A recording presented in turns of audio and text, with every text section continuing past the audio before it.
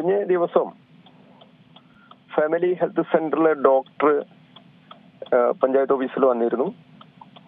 അവര് ഇങ്ങനെ ഒരു സംഭവം ഉണ്ട് എന്നുള്ളത് ബോധ്യപ്പെടുത്തുകയുണ്ടായത്.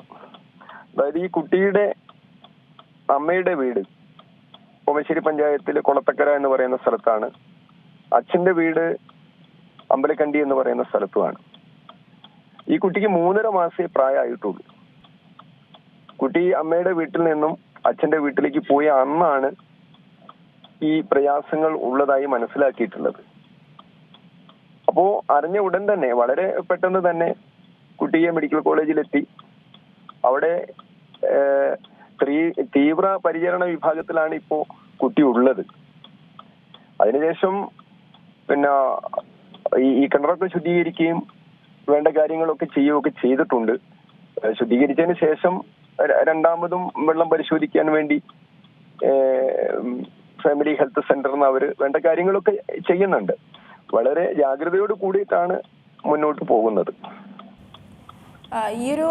അപ്പോൾ ഈ സ്ഥലത്ത് മറ്റ് സ്ഥലങ്ങളിലൊക്കെ പരിശോധന നടത്തുന്നുണ്ട്. ഈ സമീപ പ്രദേശങ്ങളിലൊക്കെ ഈ വെള്ളത്തിൽ ഈ അമീബയുടെ സാന്നിധ്യം ഉണ്ടോ എന്ന് അറിയാനുള്ള പരിശോധനകളൊക്കെ നടക്കുന്നുണ്ടോ? തീർച്ചയായിട്ടും ചെയ്തിട്ടുണ്ട്. 50ഓളം കിണറുകളിൽ അതിന്റെ പരിശോധന പരിസര പ്രദേശത്ത് നടത്തിയിട്ടുണ്ട്. ക്രമീകരണങ്ങളാണ് ഇപ്പോൾ ആരോഗ്യവകുപ്പിന്റെ ഭാഗത്തു നിന്നും സ്ഥലത്ത് നൽകിയിട്ടുള്ളത്. അതെ, പഞ്ചായത്തും ആരോഗ്യവും രണ്ടും കൂടി സംയുക്തമായിട്ട് തന്നെയാണ് പരസ്പരം ആലോചിക്കുകയും പരസ്പരം ചർച്ച ചെയ്യുകയും ഒക്കെ ചെയ്യുന്നുണ്ട്.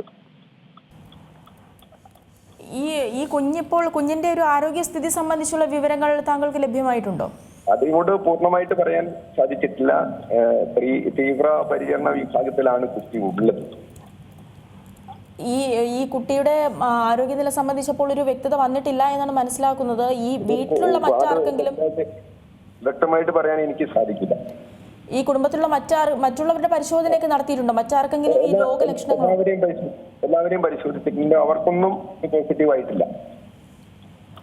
ഈ ഒരു കുട്ടിക്ക് മാത്രമേ ഇതിപ്പം ശ്രദ്ധയിൽ വന്നിട്ടുള്ളൂ. അപ്പൊ അത് മറ്റാരിലേക്കും വരാതിരിക്കാനുള്ള വെള്ളത്തിന്റെ പരിശോധനയും മറ്റു കാര്യങ്ങളും ഒക്കെ വളരെ നല്ല രീതിയിൽ നടത്തിയിട്ടുണ്ട്. ഏറ്റവും പുതിയ വാർത്തകളും വിശേഷങ്ങളും വിരൽ തുമ്പിലറിയാൻ സീ മലയാളം ന്യൂസ് എല്ലാ ഡിജിറ്റൽ പ്ലാറ്റ്ഫോമുകളിലും ലഭ്യം.